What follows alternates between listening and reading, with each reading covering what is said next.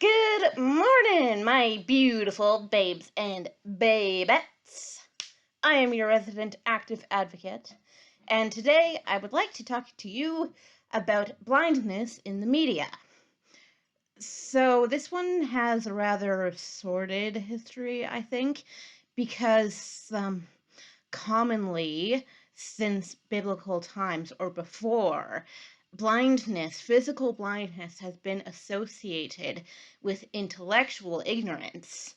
You know, the whole saying about sight being brought to the blind, or I was blind, but now I see. That is a pre Christian idea, but it was brought much more to the forefront within Christianity.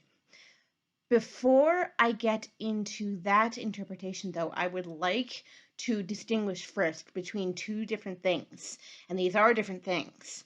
There is blindness and there is visual impairment, okay? I am visually impaired.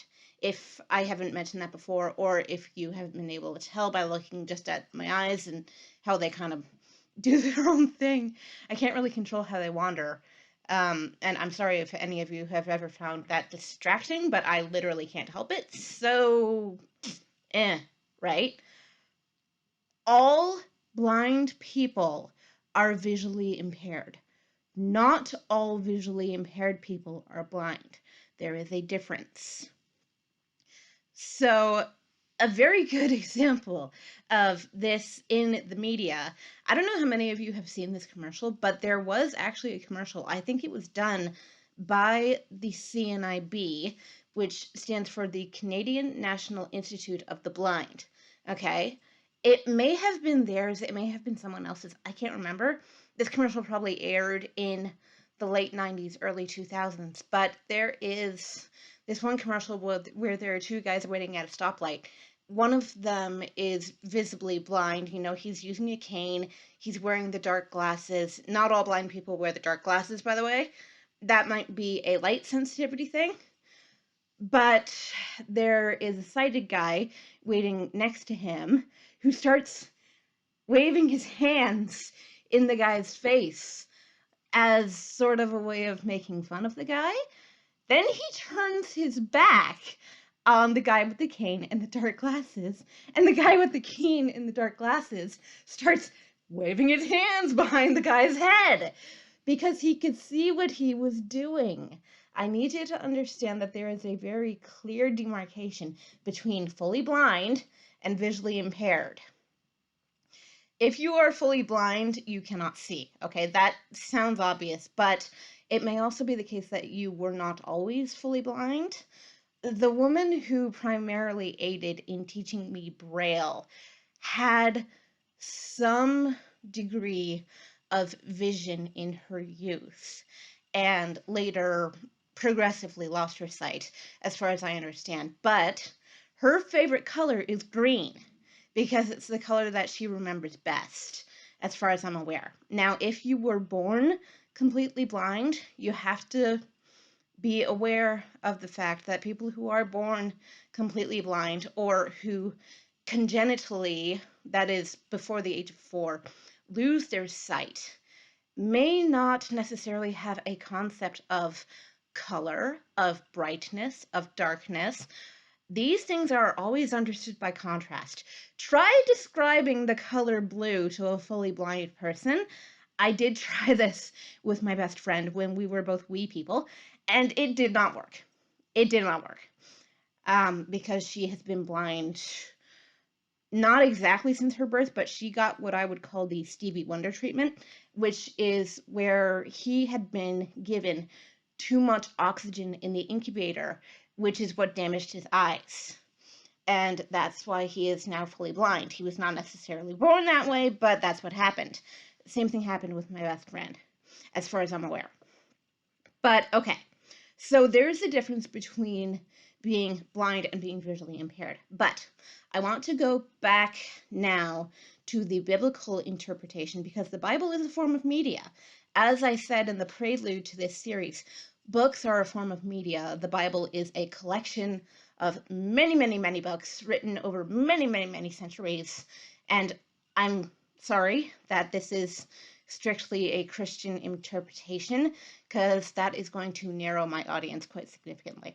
Even though most people in North America at least know who Jesus is or some of his history. Now, depending on which gospel you read, Jesus healed either one blind man or several blind men in one instance, but I'm going to focus on the interpretation where he healed one blind man only.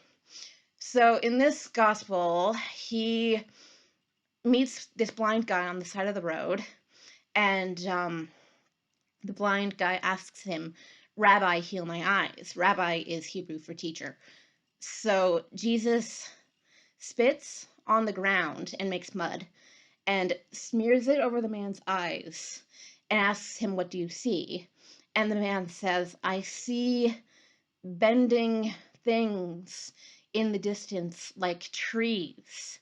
Jesus does the process again, and the man can see fully after that point. Now, two problems with this story. I'm not saying it happened, I'm not saying it didn't happen. I am not here to inform anyone's religion. But two problems with this story. Number one, the whole bending trees thing. He wouldn't have any idea of what trees looked like if he had been born blind. It's definitely possible that he could know that trees do bend in the wind if he had ever felt them doing so, because vision is not the only sense through which we get information. That's why we have more than 5 senses. But there's that issue, but there's also the issue of, why is this a miracle? As I said, the biblical interpretation of blindness equates it with intellectual or spiritual ignorance. You know, "Amazing grace, how sweet the sound that saved a wretch like me. I once was lost, but now am found. Was blind, but now I see." You know, the whole idea of physical blindness being equated with ignorance. That to me is an utterly false dichotomy. But because people with vision and who have always had vision place so very much emphasis on their sight, it is considered one of the more important traits of a human being to have vision by popular media. This expectation and this, desire to be able to see is perpetuated by popular media. Always has been. And even pre-biblically, like I say. But the other reason why this is actually a miracle is because society would have rejected this man, because disability in biblical times was considered a blood curse, a curse that came to your life to punish the sins of your ancestors. You are the punishment to your family. I talked about this in my video on the quote moral model. It's bull. I'm sorry, it's bull. And I know that it comes with religious connotations, and like I say, I'm not here to inform anyone's religion, but that is bull. That's condescending, that's very, very misunderstanding, and intentionally so. This man was not a curse, this man was not cursed, but he was cursed in that society would not accept him as he was. So once he was given vision, he was able to integrate into society. However, actually, problem number 3 is that if he had been born blind, or if he were congenitally blind, he wouldn't be able to understand what he was seeing, okay? Because your brain wouldn't be able to interpret it. It's not like someone activates your occipital lobe, which is where your vision comes from, and automatically you know what color is. You know what distance is. You know what depth is. You know what size and all these things that sight can inform for you. You know what all these intrinsic qualities are. Yeah, you can get the size of, say, a car by running your hands over it and seeing how big the thing is with your hands. Fine. But if you were suddenly to be given vision, if you were a blind person, and you saw that car in the distance, it wouldn't work. Your brain wouldn't be able to understand that perception. I have actually heard of this sort of thing happening on a scientific basis, and people would walk into walls or, fall down steps because they have no conception of distance or depth with using their eyes. Using your other senses, yes, you can understand these things, which is why I think it's more important to foster the other senses than it is to place such a heavy emphasis just on vision. I don't think that this should be a defining character trait that makes someone functional or not functional, ignorant or not ignorant. It's frankly ridiculous. We have so many other things at our disposal, and I feel free to talk about this because I am visually impaired myself, and there has been some stigma surrounding that in my life, not very frequently and not from very many people, but you'd be surprised the interesting things I get. Actually, just on Facebook, had someone called me ugly and cross-eyed. Yep, okay. You're a troll, and I don't have time for you. But when it comes to the societal interpretation, talk to people. I've been saying this throughout my whole series. Talk to people whom you don't understand, and it can help you understand. Because if you don't want to understand, then you are being willfully ignorant, also known as stupid. Ignorance is not knowing, stupidity is not wanting to know, so far as I interpret those terms. All right, tomorrow, I may or may not have a video for you.